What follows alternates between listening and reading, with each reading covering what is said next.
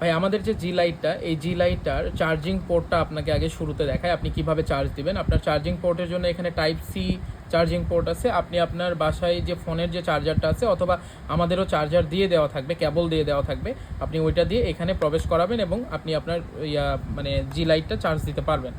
আর পাশাপাশি আরেকটা বিষয় হলো, আমি আপনাকে সরাসরি এখানে চার্জে দিয়েই দেখাই একটা জিনিস।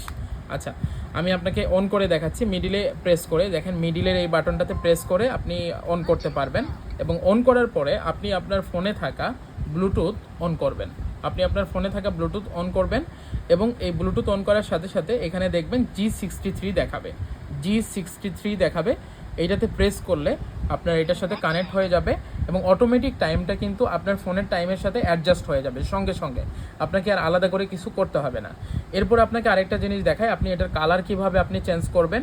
এম বাটনে প্রেস করে করে আপনি এটার কালার সুন্দরভাবে চেঞ্জ করতে পারবেন। এবং আপনি যেহেতু আপনার ফোনের ব্লুটুথ সাথে কানেক্ট করলেন, আপনি চাইলে আপনার যে কোনো সং অথবা যে কোনো পছন্দের কোনো কিছু আপনি এখানে শুনতে পারবেন আর কি। এখানে ব্লুটুথ মোডে আপনি শুনতে পারবেন। আর এখানে ওয়্যারলেস চার্জিংয়ের একটা সুন্দর সুবিধা দেওয়া আছে।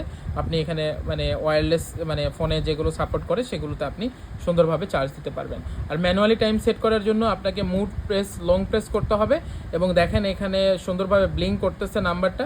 আপনি যদি এটাকে বেশি করতে চান তাহলে 4 থেকে দেখেন 5-এ এই বাটনে প্রেস করবেন, এই বাটনটাতে।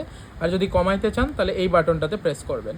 আর মিনিটের কাটা যদি আপনি সরাইতে চান, মিনিটের পয়েন্টটা, তাহলে সেক্ষেত্রে আপনাকে মিডিলে আবার প্রেস করে মিনিটের ওই অংশটুকু